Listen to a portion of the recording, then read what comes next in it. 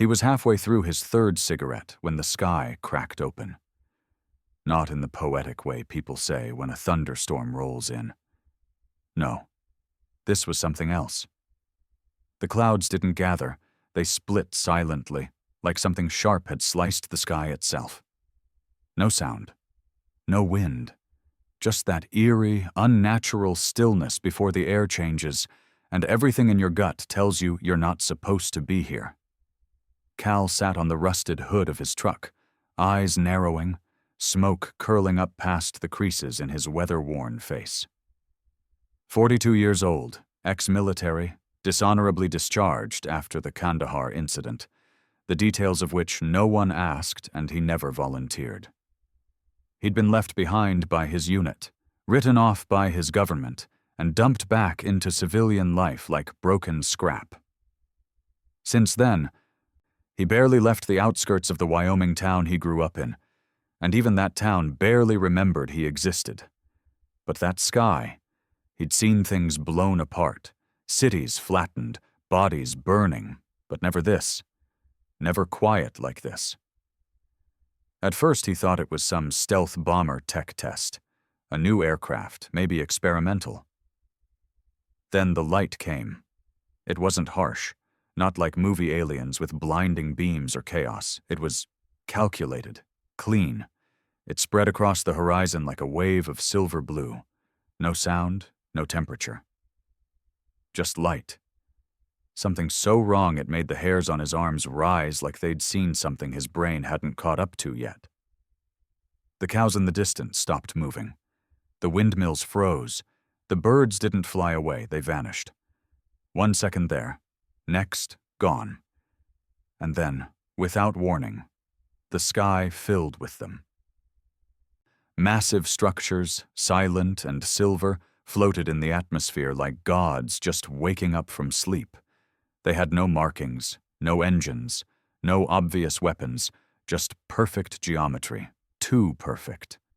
You looked at them, and something deep in your head wanted to scream. Shapes like that shouldn't exist in nature. Cal had no fancy degrees, but he'd seen enough war to know anything that clean is built for one reason: domination. And still, no sound. The TV inside his trailer was blaring news alerts within seconds. Cal walked in, cigarette still in his mouth, the remote untouched on the counter. He didn't need volume. The panic on their faces told him everything. Global feed, every nation, every language, every face the same. Shock, terror, confusion. The president was speaking within minutes. Words like diplomatic contact, unprovoked arrival, international unity. But it was all noise. Everyone with a shred of instinct knew. These things weren't here to talk. Cal's phone buzzed. He hadn't touched it in 2 days. The screen lit up with a name he didn't want to see. His brother. The one who still served.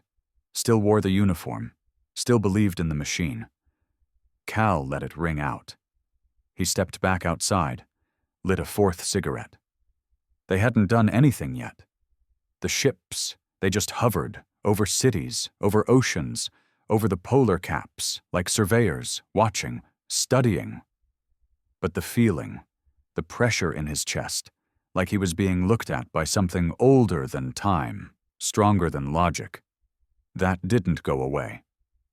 By nightfall, people started killing each other. Not the aliens, humans. Looters flooded the cities.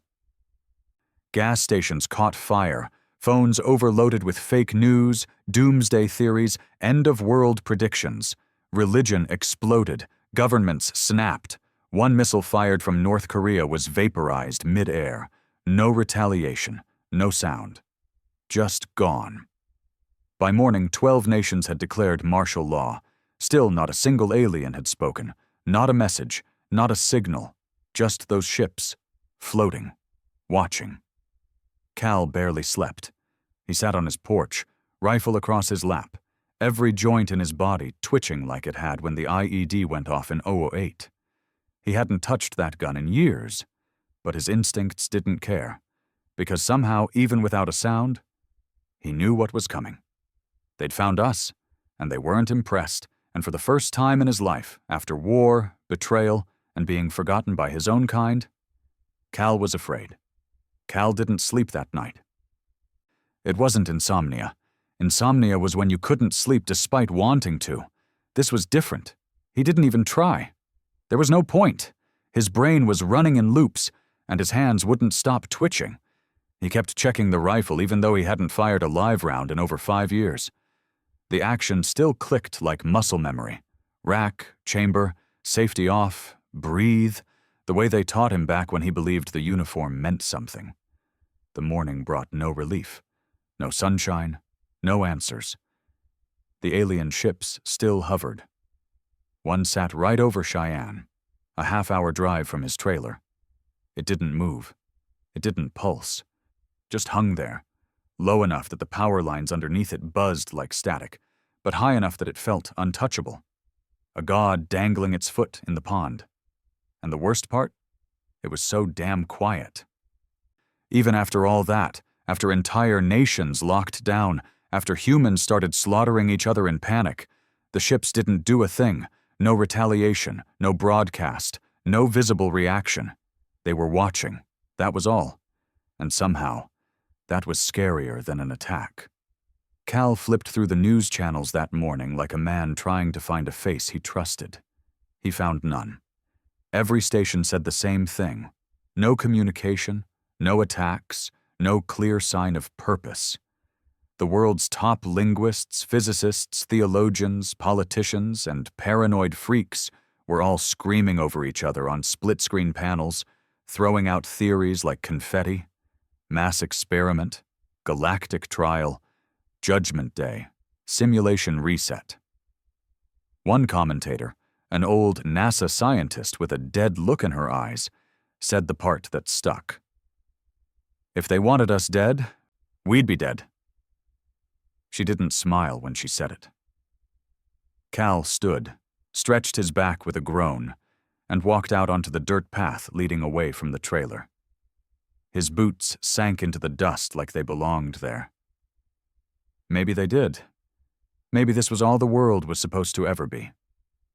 Dirt, isolation, silence, and now something ancient hovering in the sky, pulling the strings. He heard an engine in the distance, a pickup, coming too fast. He turned toward the road just as a battered red Dodge tore around the bend, kicking up dust and pebbles. The driver saw him and slammed the brakes, tires skidding in the gravel. It was Trevor, Cal's brother, military man, still wearing the uniform, still drinking the government's Kool-Aid. Cal didn't move, just narrowed his eyes. Trevor stepped out, dust swirling around his boots. His jaw was locked tight. He looked older than he should. Same face, same jawline, same eyes, just more tired, more hollow. "Been trying to reach you for 2 days," Trevor said. No greeting, no smile. "Didn't ask you to," Cal replied. Trevor sighed, stepped closer, hands at his sides but twitching like he wanted to reach for something. Not a weapon, just something to hold. "They've activated every X-Special unit within range. I don't know how, but your name got flagged." Cal spit in the dirt. "Tell them I died. Hell, they already tried once." "This isn't about you," Trevor snapped. "This isn't politics. This isn't some Black Ops guilt trip. This is something else. Something big." "I can see that," Cal said, pointing to the sky. They stood in silence for a moment. Then Trevor added, more quietly, "They're not here to destroy us." "Not yet. They're here to study us, and that scares the brass more than anything." "Why?" Trevor looked away. "Because they already know who we are. They know everything. The moment their ships appeared, every satellite we own got overridden. Our entire nuclear grid got mapped and disabled within 6 seconds. 6 seconds. They know what we eat, how we lie, how we treat our sick, how we kill each other, everything." Cal didn't flinch. "So why haven't they left?" Trevor didn't answer. Instead, he pulled something from his coat. A flash drive. "What's that?" Cal asked. "It's data." Trevor held it like it weighed 1,000 pounds. "Intercepted transmission from one of the ships, decoded partially by AI. You were mentioned in it." Cal blinked. "The hell are you talking about?" Trevor took a step closer. "Not just you. Others too. Ex-soldiers, survivors, people who've seen things, people the system tried to erase. They're not looking at presidents or billionaires or tech geniuses. They're looking at ghosts." That hit Cal harder than he expected. "Why me?" "I don't know," Trevor said, his voice cracking slightly. "But they called you a residual, whatever that means." Cal took the drive. It felt cold, too cold for something out of his brother's coat pocket. "I'm not going back," Cal said quietly. "I'm not wearing a uniform again. I'm not dying for a flag that let me rot in a ditch." Trevor didn't argue. He just nodded. "Then don't die for the flag. Die for whatever comes next." He turned and walked back to his truck without another word. Cal stared at the drive. That night, he plugged it into the old laptop he hadn't booted in years. The screen flickered, then turned black. A single sentence appeared. "You are not what they think you are." Then a sound. Not words, not language, something deeper. A vibration that hummed in his skull, behind his eyes, in his spine. He felt like he was being read, layer by layer, memory by memory. Then it stopped. The screen went white, and the video played. It wasn't much, just Earth from space, thousands of years compressed into seconds, wars, plagues, empires, genocide, industry, progress, collapse, rebirth. All of it, from fire pits to nuclear detonations to satellites spinning around a dying blue marble. And then, silence. A figure stood in the center of the screen. Humanoid. Cloaked. Its face a blur of static. But the voice, it didn't speak. It pressed into him. Direct. Piercing. "You are the fracture in their equation. You are the virus in the machine. You were meant to die, yet persist. You were abandoned, yet you endured. That is what we fear. That is what we seek. Not your leaders, not your cities. You." The video ended. Cal sat frozen for a long time. The drive burned out. Smoke curled from the USB port like something alive had just left it. He poured a drink. Sat in silence. Tried to breathe. They weren't impressed with humanity, but they were curious about one thing. The ones left behind. The broken. The forgotten. The ones who never quit, even after the world discarded them. The next morning, the ship over Cheyenne moved. Not fast, not hostile, just shifted. People panicked, sirens blared, missiles were armed, but it didn't fire. It landed, right outside the city, and waited. 3 hours later, a government convoy came up Cal's dirt road. Not soldiers, not tanks. A black car. A suit stepped out. No name, no badge, just a message. "They asked for you." Cal didn't answer right away. He looked out at the ship on the horizon. It looked smaller now, up close. Less godlike. More like a question waiting to be answered. He went inside, got his jacket, slung the rifle on his back. When he stepped into the car, the agent said nothing. Cal finally asked, "You don't even know why they want me, do you?" The agent didn't look at him, just replied flatly, "No, but they refused to speak to anyone else." The ride was silent. As they neared the landing zone, Cal saw the crowds, tanks, drones, choppers, but none moved in. A wide perimeter had been cleared, and in the center the ship waited.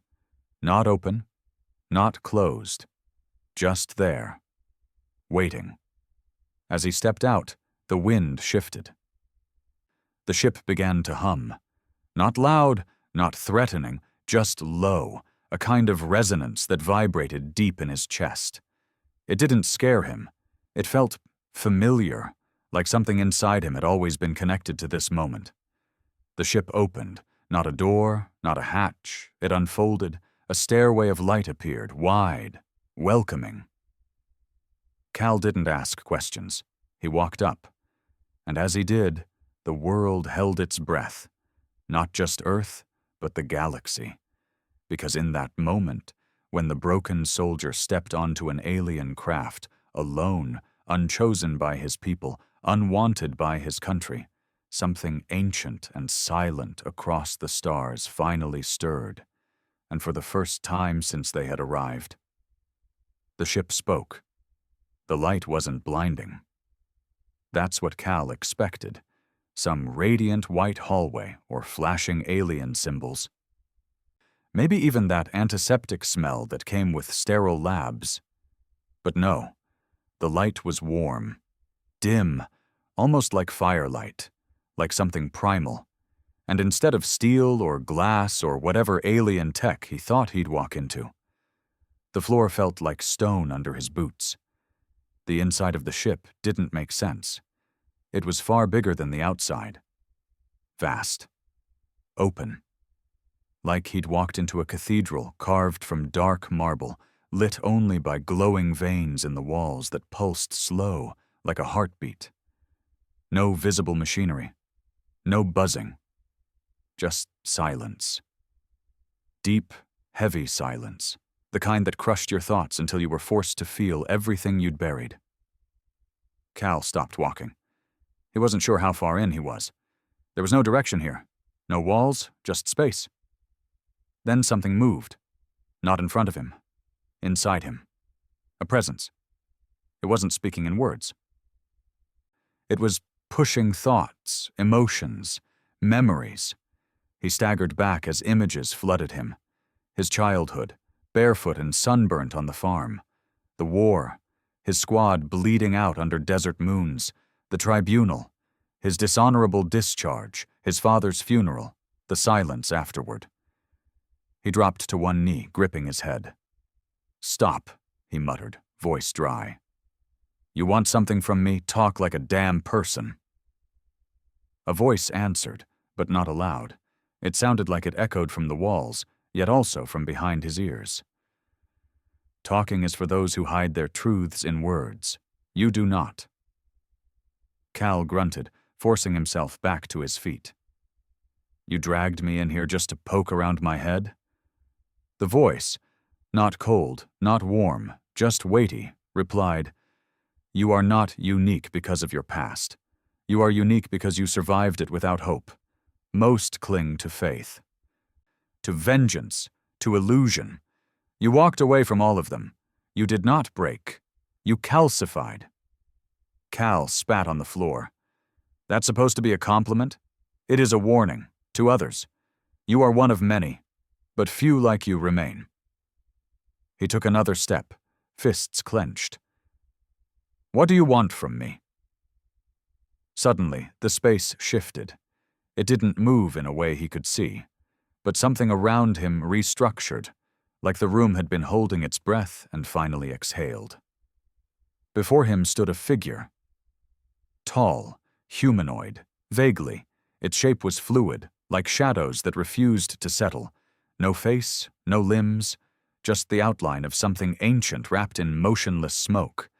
It radiated not light, but pressure, like it carried the weight of millennia. It didn't step forward. It didn't have to. "You misunderstand.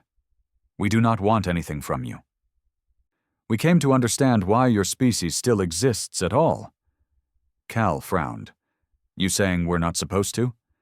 "Statistically, no. Spiritually, even less." Cal folded his arms. "That's a hell of a first impression. You drop out of the sky, scare the world half to death, and then insult the species." The entity didn't respond immediately. Then, "Do you know how many species we've encountered across 10,000 systems?" He didn't answer. 2,711. Of those, 5 achieved what you call interstellar reach. None did so while still murdering their own. None built cities on bones and called it progress. None extinguished species for sport, then wrote songs about their grief afterward. Cal bristled. So what? You're here to judge? No. We are here to listen to the silence you leave behind. And Earth was the loudest. He didn't know what that meant. The entity continued. When your signals reached our edge, primitive, confused, beautiful, we did not understand. A species capable of such cruelty, yet also sacrifice. Betrayal, yet loyalty. You create meaning out of your suffering and then destroy it the next day. You are contradiction in its most volatile form. Cal let the silence hang for a second, then muttered, Yeah, sounds about right. And yet, you remain. That part struck him. There was no condescension in it, no malice, just confusion, like a scientist staring at a specimen that refuses to behave. He took a cautious breath. You wanted me because I'm a mess, because I'm broken. Because you are still functioning despite being broken. Most creatures fail when they are damaged. You mutate. He couldn't argue with that. The war should have killed him. The tribunal should have ended him. Being tossed aside by the people he bled for should have buried him in alcohol or a ditch. But he hadn't. He hadn't grown stronger, just harder. He wasn't better, just still here. And apparently, that was what interested them. Cal stepped closer. So what now? You studied me. Congratulations. You've seen rock bottom. The figure finally moved, or shifted, more like a ripple in reality. And then something appeared between them. A chair. It was metal, rusted, human. The kind you'd find in a busted cafeteria or prison yard. Cal stared at it. What is that?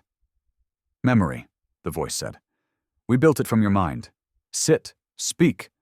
Tell us what Earth is when it is not pretending to be great. He didn't want to. Every part of him screamed to walk away, but some darker part, the one that still flinched at thunder, still scanned rooftops in crowded areas, still memorized exit routes in restaurants, that part whispered, What else do you have left to lose? So he sat. And he spoke. Not like a soldier, not like a patriot, but like a man who lived in the ruins long after the parades ended. He talked about the sandstorms, the cold MREs, the sound of a dying man trying to breathe through a crushed lung. He spoke about the way civilians screamed in languages he didn't understand, about the blank stares of children holding pieces of their mothers, about the rage that came later, when he realized he hadn't fought for anything except oil and ego. He told them about coming home, about the silence in his father's house. The way people looked at him like a ghost wearing dog tags, the slow, sharp disintegration of his mind, the pills, the VA clinics, the pity.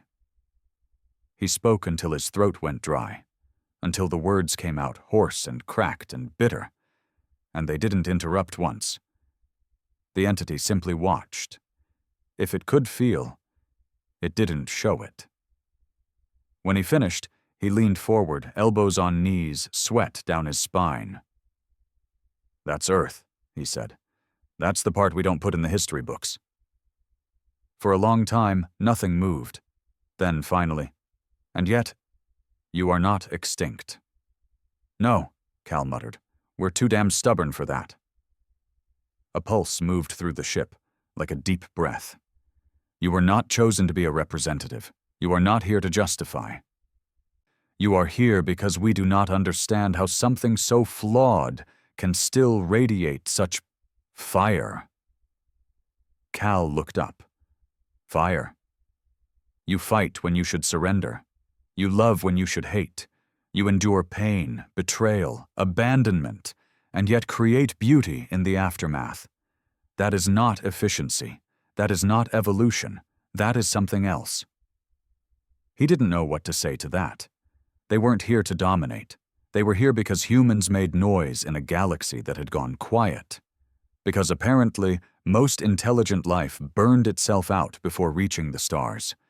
Because efficiency, logic, unity, those were sterile, lifeless, predictable. But Earth? Earth was a wildfire, unstable, dangerous, but alive. The figure stepped back. You are not to be destroyed. You are to be observed, to be feared, to be remembered. Cal narrowed his eyes. Why feared? The voice rippled.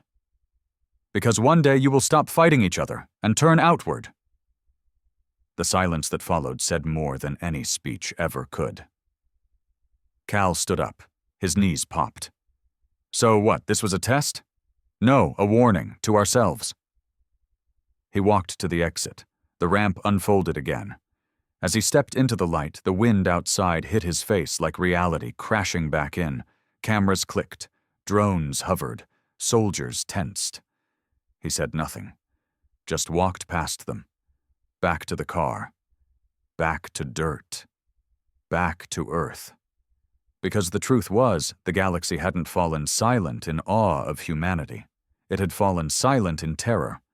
Not because of our weapons, not even because of our hate, but because something as shattered, volatile, and self-destructive as humanity had survived. And worse, we had started to dream. They didn't let him go home right away. Cal wasn't surprised. The second he stepped out of that ship, he felt the air change. Not just the physical air, the psychic weight of attention. The eyes, the whispers, the fear, and most of all, the expectation. The military didn't take him in cuffs, but it might have been cleaner if they had. Instead, they wrapped him in protocol, non-disclosure forms, digital contracts, temporary protective custody, which sounded a hell of a lot like house arrest with a better view. They moved him into a secure location, an off-grid military compound outside Helena, Montana. Bare walls, concrete floors, a cot, and a chair. Nothing personal, no windows, just surveillance. He didn't complain. That would have meant giving them more than silence. And Cal had learned long ago that silence, when used right, could feel like a weapon.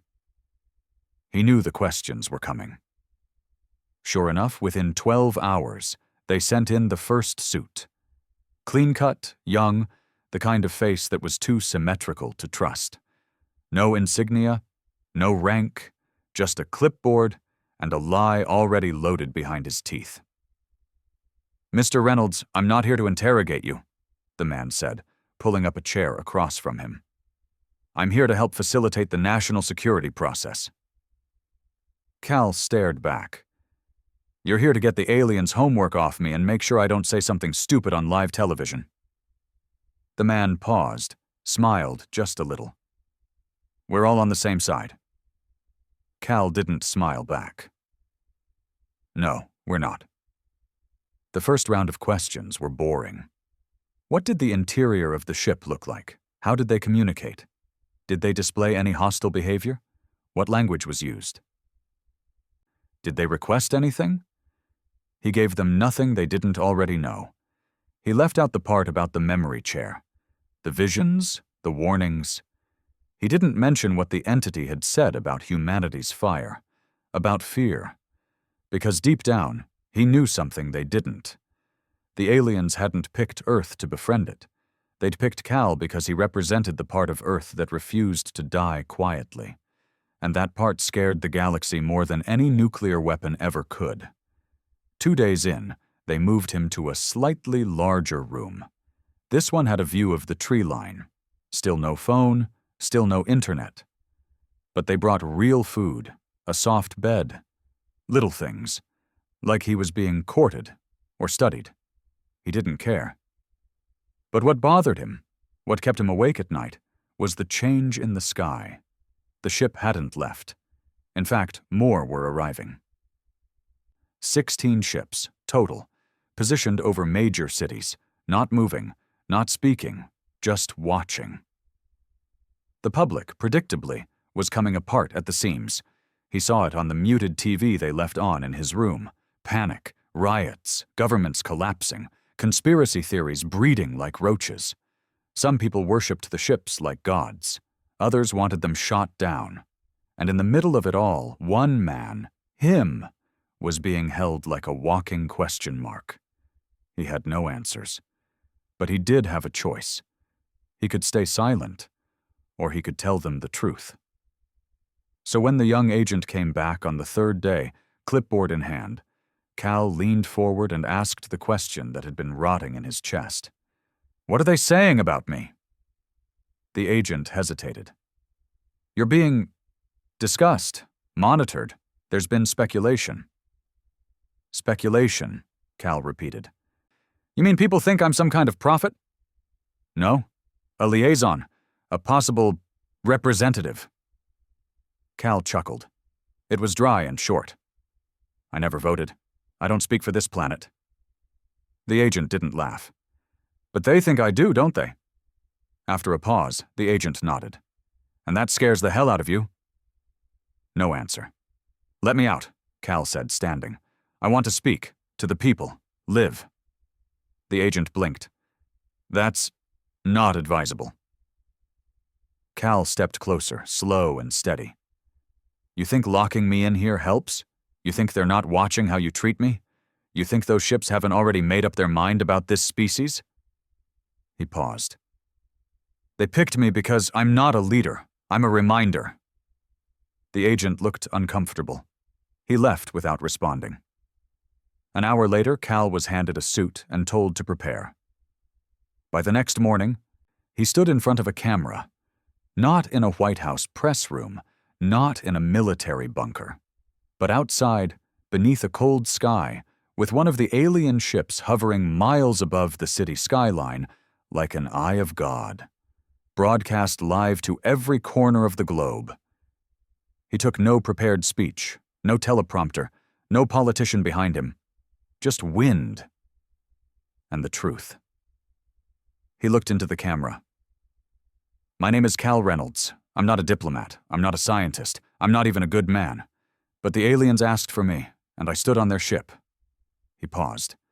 "They didn't threaten us. They didn't praise us. They didn't offer help. What they did was look at us. All of us. Our history. Our decisions. Our failures." He turned slightly, looked up at the ship in the sky. And you know what they saw? A beat. Contradiction. A planet that destroys itself and calls it progress, that hurts its own children and blames the stars, that builds weapons instead of cures, but also a planet that dreams even when it's broken, that fights when it should quit, that survives when survival makes no sense. He looked back at the camera.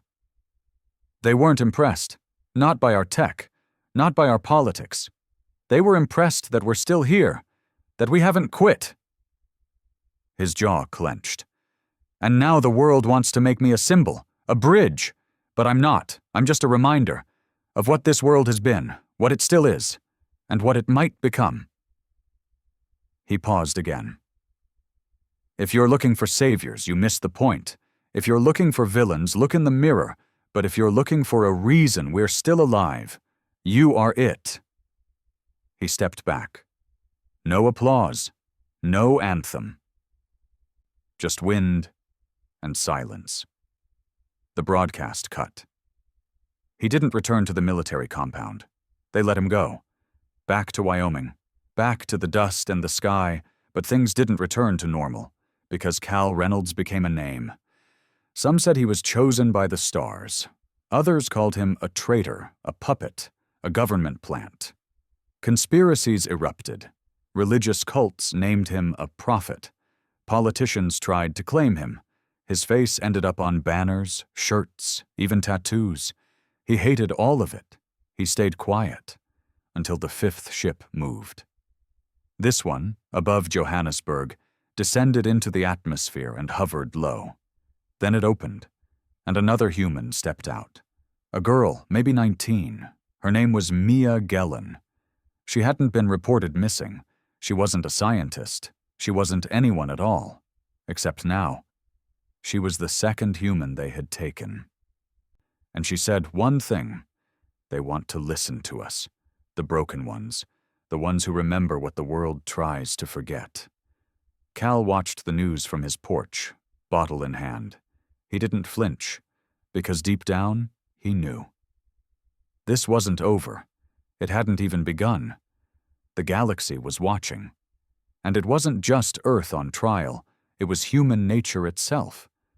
The letter wasn't delivered by mail. It wasn't emailed, encrypted, or hand-delivered by a government agent. It simply appeared on the wooden kitchen table of Cal's rust-bitten trailer, right between the half-empty ashtray and the unopened can of beans. 1 second it wasn't there. The next, it was. Thick parchment, no fold, no seal, no ink. Just a small, unnerving shimmer across its surface when the sunlight hit it. He stared at it for a long time before picking it up. There were no words on the outside, but the second he touched it, something shifted in his gut. A tension, a pressure behind his eyes, like static trying to crawl through his skull. And then, quietly, clearly, and from nowhere, a voice, not alien this time, human, a woman, young, quiet, Mia Gellin. Cal, they're asking for more of us now. I wasn't the only one. You weren't either. They're choosing the ones the world tried to forget. Her voice echoed in his head like a memory he never made. There's something they're not saying, something they're afraid of. I think we were meant to destroy ourselves, but we didn't. And now they're watching us to see if we're about to do it anyway. The letter disintegrated in his hands, like dust caught in a wind that didn't exist. Cal leaned back, running a hand through his beard. The world outside hadn't changed. The Wyoming sun still hung low, the dirt still clung to his boots. But inside, something had shifted again. Subtly, unsettlingly, they were calling more. Not the scientists, not the generals, the leftovers, the ones the world stepped over, stepped on, the residuals. His phone, the same one he hadn't touched in days, buzzed. A number he didn't recognize. He didn't answer, didn't need to. He already knew what it meant, because he wasn't the center of this anymore. He was just the first drop before the storm. Later that night, news broke. 11 new individuals had been taken aboard ships across the world. None had status, none had titles. All had trauma, ex-prisoners, discharged soldiers, former addicts, street kids, people listed in databases as lost causes, and all had come back, changed, not glowing. Not superhuman, just quieter, eyes too still, words too careful, like they'd seen something they couldn't explain and were too smart to try.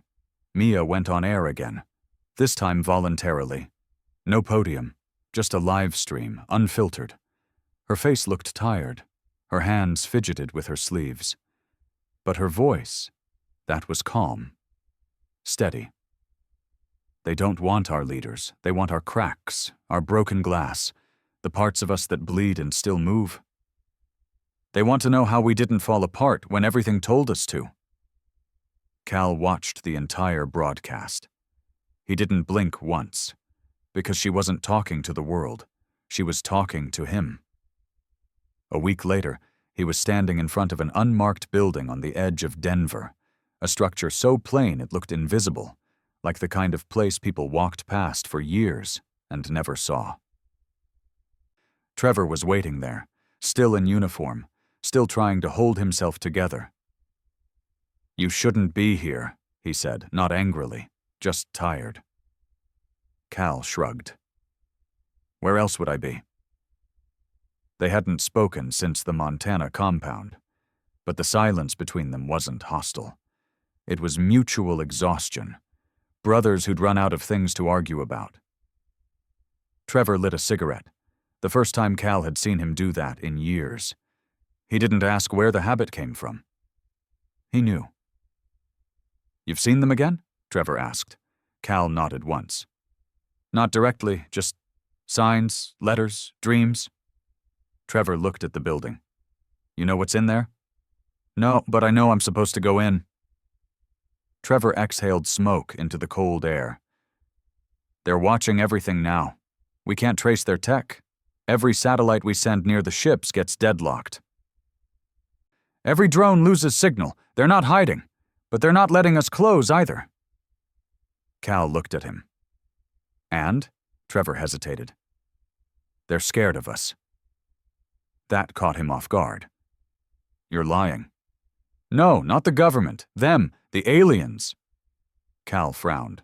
Why would they be afraid? We can't touch them. Trevor's voice lowered. Because they've seen what we do to things we can touch. We don't negotiate, we dissect, we conquer, we convert. He paused. And worse, we adapt. That word settled hard in Cal's chest. He didn't reply. Instead, he turned and entered the building. Inside was cold concrete, plain hallways, no guards, no signs, but he knew exactly where to go. It was like his feet were remembering a path his brain never learned. At the end of the corridor was a room, circular, empty, except for 12 chairs. 11 were already filled. Mia was among them. So was an old man in a janitor's uniform, a woman with needle scars on her arms, a teenager with mismatched shoes, all different, all the same. They looked up when he entered. No one smiled. He sat down in the last chair. No introductions, just quiet. Then the floor began to hum, a low vibration, familiar now, like the voice of something older than language, and then, without warning, the room changed, not physically, perceptually. They weren't in the room anymore. They were nowhere, just blackness.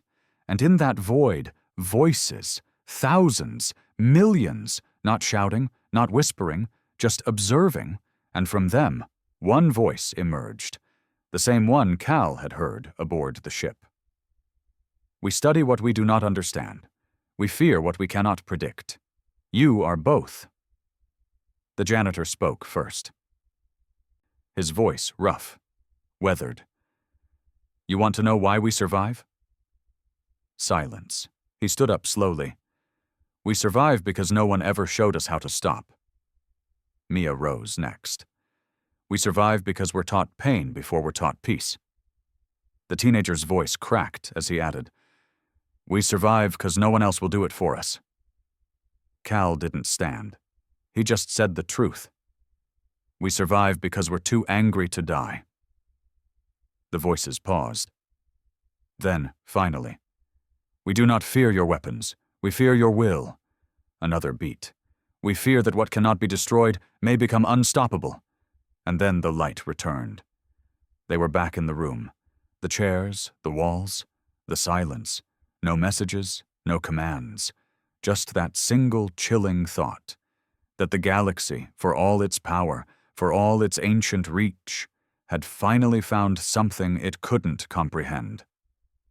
Human defiance, not in victory, not in unity, but in the people who kept going when everything broke, the cracks that didn't heal, but hardened. And Cal knew right then, this wasn't diplomacy, this wasn't communication, this was preparation. For what, he still didn't know. But he was sure of one thing. They weren't choosing leaders. They were choosing survivors. The world had always been a fragile thing. Everyone pretended it wasn't. Politicians with their podiums, CEOs with their money, generals with their weapons. They all told the same lie, that the systems holding everything up were unshakable. But when the sky opened, that lie shattered. Cal watched it unravel from the sidelines. No longer a soldier, not quite a civilian. Just something in between, a ghost the world now looked at like it might whisper answers if they stared long enough. But he had no answers. Only a warning. They weren't here to save Earth. They were testing it. That much was clear now. Since the gathering, what media was calling the event where 12 residuals met in the void, governments had started panicking in silence. Officially, everything was calm. Unofficially, chaos was building under the surface like pressure behind a dam. Private military contracts spiked. Old weapons programs, ones long buried under red tape and treaties, were being revived behind closed doors. Missile silos were no longer silent. And worst of all, the survivor list was leaking. It started with rumors, people posting names on forums, conspiracy threads accusing random nobodies of being alien chosen. Then photos started circulating. Mia, snapped outside a gas station, the old janitor cornered by journalists. Cal's own name was broadcast on international networks again, but this time with a different tone. Not awe, suspicion. Fear. One headline called him the false messenger. Another called the survivors biological weapons in waiting. And somewhere in South America, one of the 12 was found dead, burned alive inside his home. Officially, an accident. Unofficially, an assassination. Cal threw a rock at his television when the story broke. It didn't stop the static from roaring louder in his head. They met again. This time, in secret. The same room. Same chairs. No government shadowing them. Just 12 people. Trying to hold on to something that felt like truth. Mia was quieter now. Her hands shook when she poured coffee.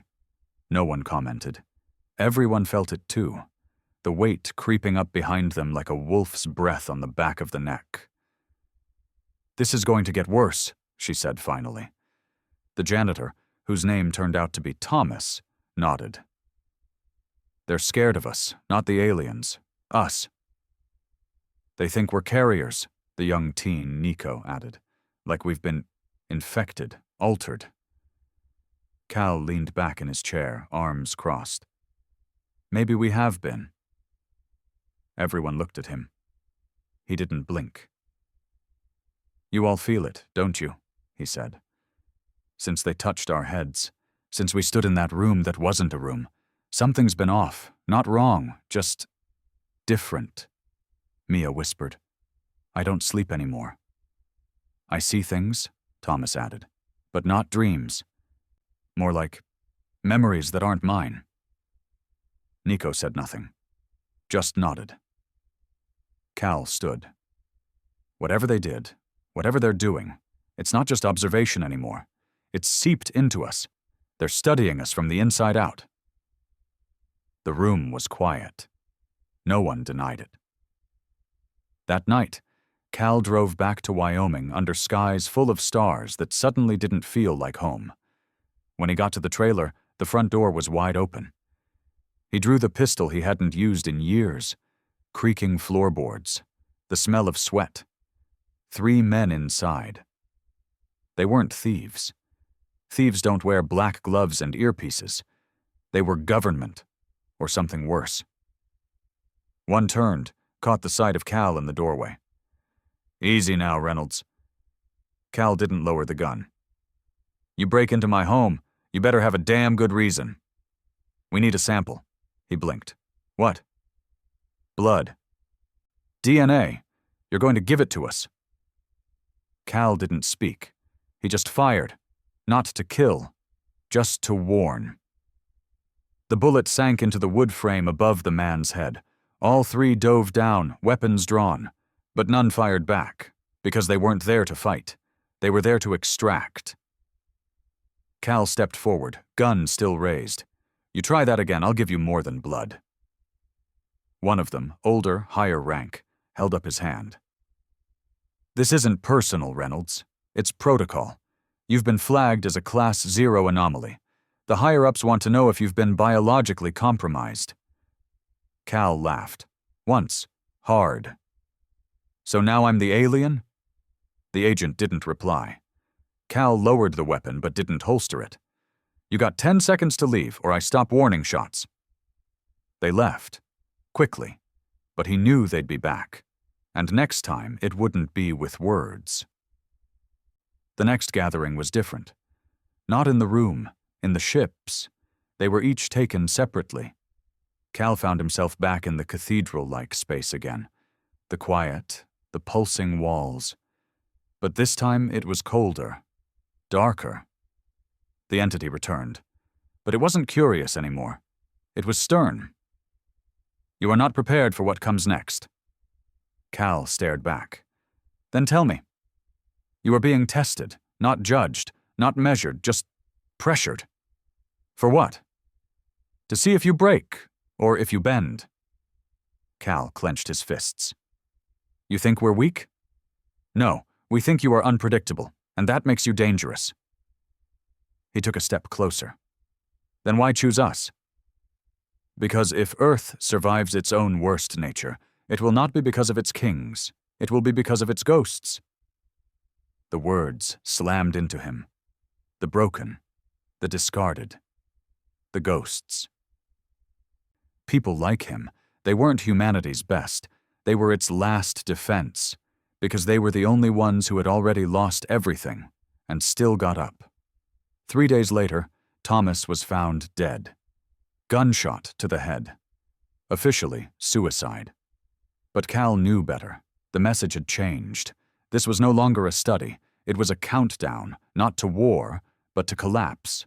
A pressure test, to see if Earth would cannibalize itself out of fear, to see if the ones they chose, the survivors, could hold the line when everything else broke. Cal stood over Thomas's grave in the rain. No reporters, no flag, just a muddy hole and a wooden cross. Mia was there. Nico, too. They didn't cry. There was no room for that anymore. Cal lit a cigarette and whispered, "We're being pushed." Mia nodded. "And we're losing." "No," Cal said. "We're being watched lose. They're waiting to see what we do after." Hope wasn't supposed to come from men like him. It came from podiums and polished suits, from speeches about unity and better tomorrows. Not from someone who'd watched his own friends bleed out in the dirt, someone who couldn't sleep through the night without seeing faces he never got to bury. But the world was out of polished suits. The podiums were empty now. And Cal? Cal was still here. The day after Thomas was buried, something shifted. Mia called him. Not through a phone, not even through her voice. It was that pressure again, that familiar aching buzz behind his eardrums that he'd come to recognize as alien. "It's starting. Get to the others." No explanation. No time.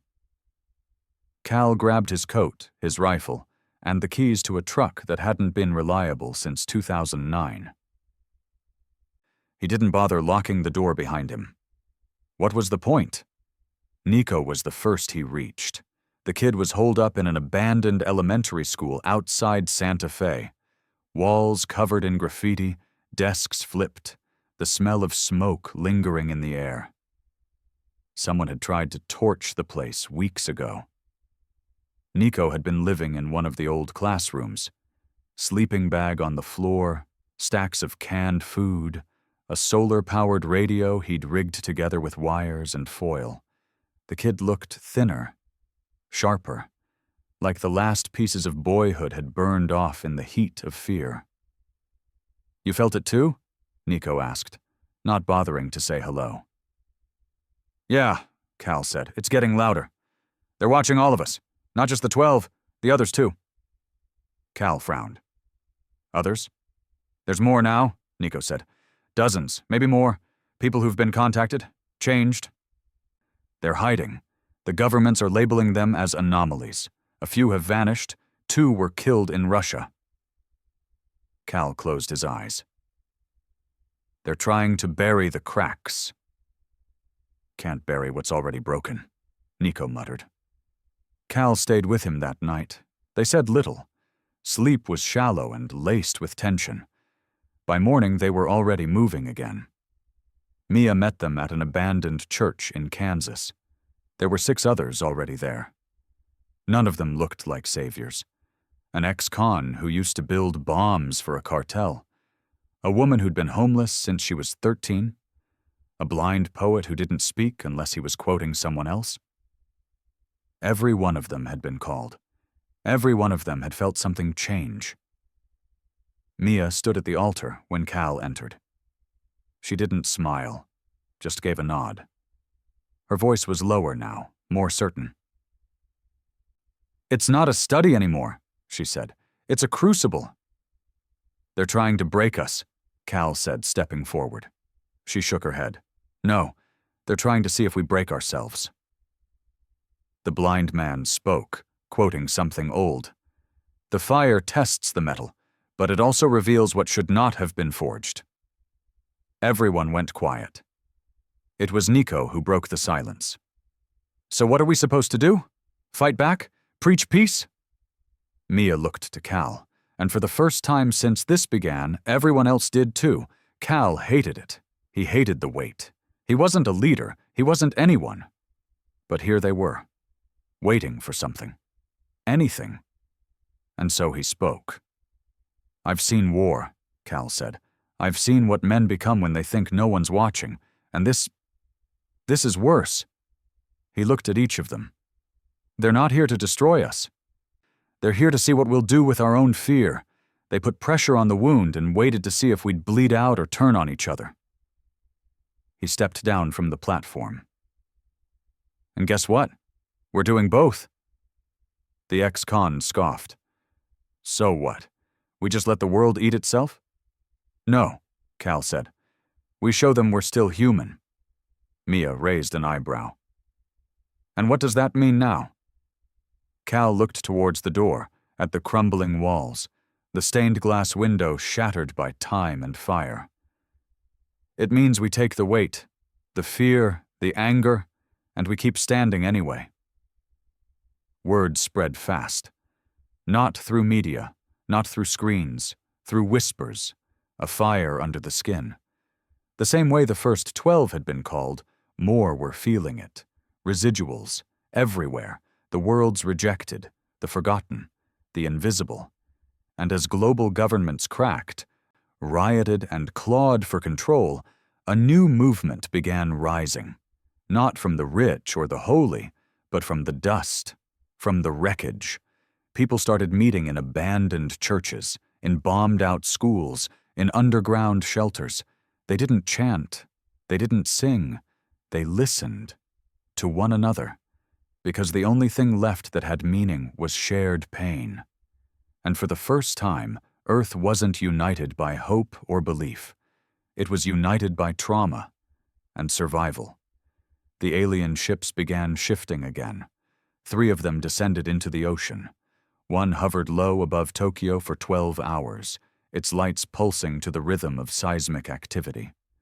In the Sahara, a massive formation appeared in the sand. Geometric patterns scorched into the dunes without heat, without fire. Cal wasn't surprised. Every move they made now was intentional, calculated pressure. The world had already seen one survivor get burned alive. Now it was being offered a choice: tear itself apart out of fear, or evolve through pain. And Cal? He was becoming the face of that choice. He hated every second of it. The death threats came daily. Online forums painted him as a false prophet.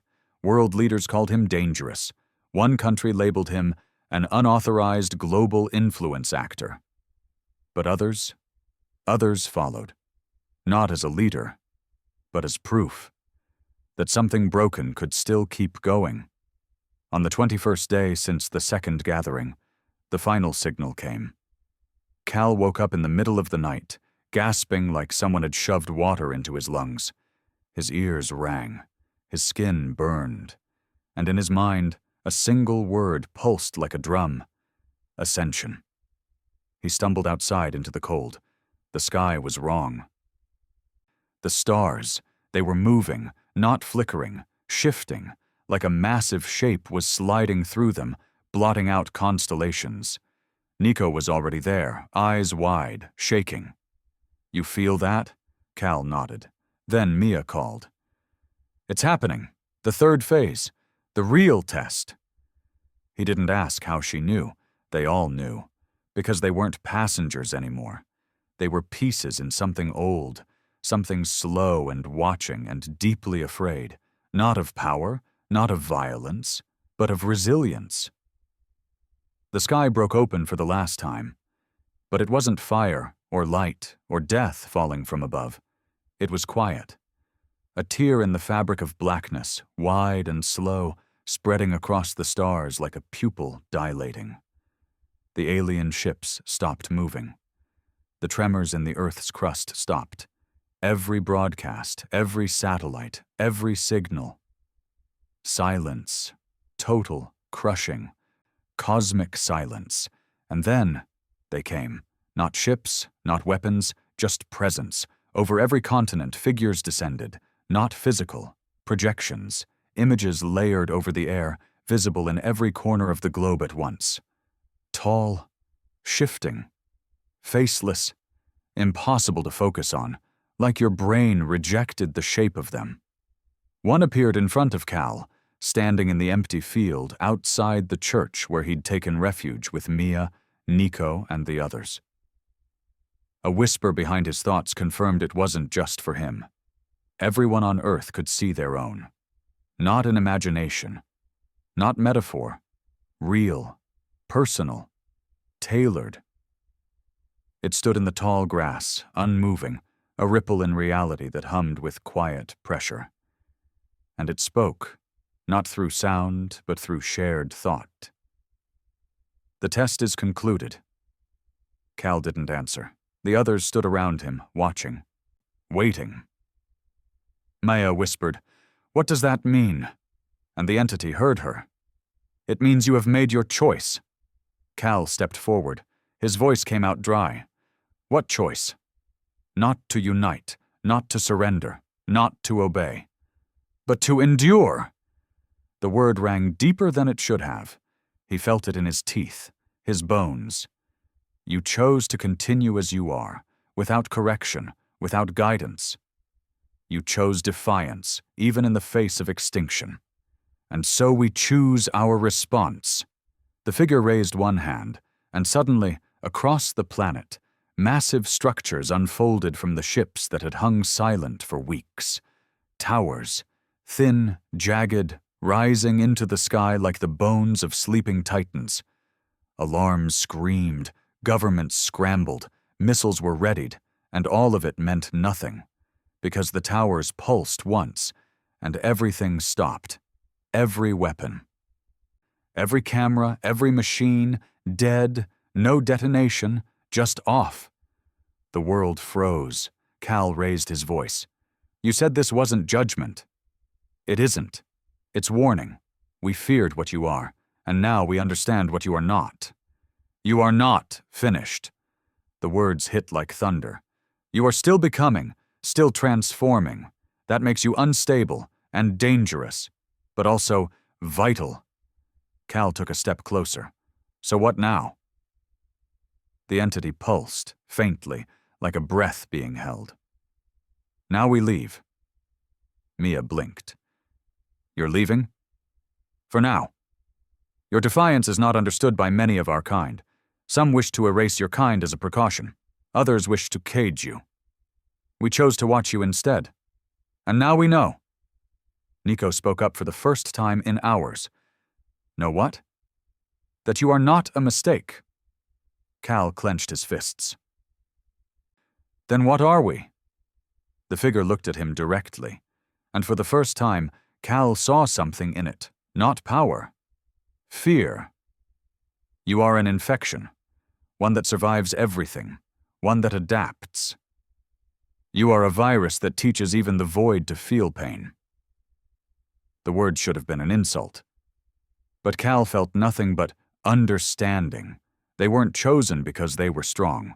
They were chosen because they were still standing, because humanity wasn't built on greatness. It was built on grit, on crawling forward when every bone in your body begged you to stop. The alien continued. "There is a term among our kind.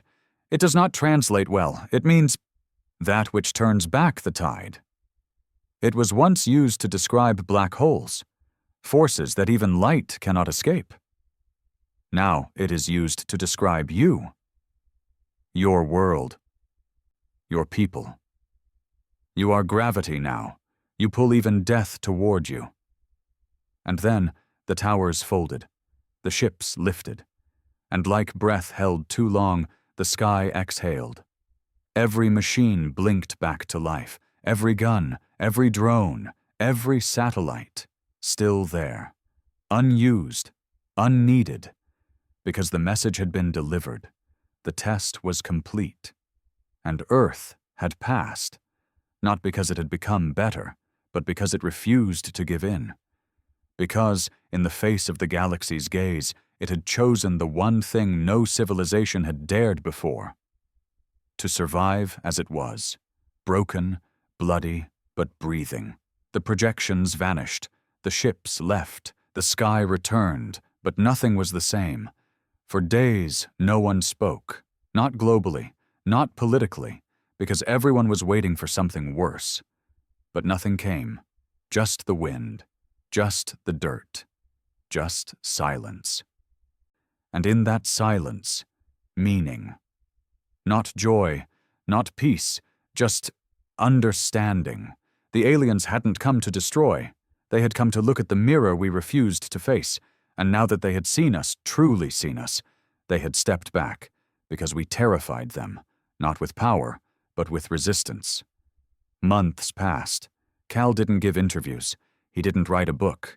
He didn't lead a revolution or accept medals or answer the thousands of emails begging for truth. He went back to the trailer, to the silence, to the smoke and the sky. Because in the end, that was who he was. Not a leader, not a prophet, just proof that something could be ruined and still remain. Mia called sometimes. Nico visited once. The others drifted back into their own corners of the world. But all of them knew. Something had changed, in the stars, in themselves.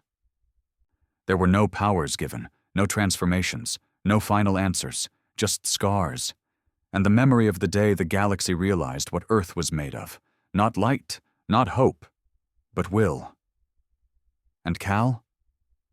He sat on the hood of his truck each night, cigarette in hand, eyes on the stars. Not waiting, just watching. Because he knew something now that most people didn't. The universe wasn't just vast. It was afraid. And for the first time in recorded history, it was afraid of us.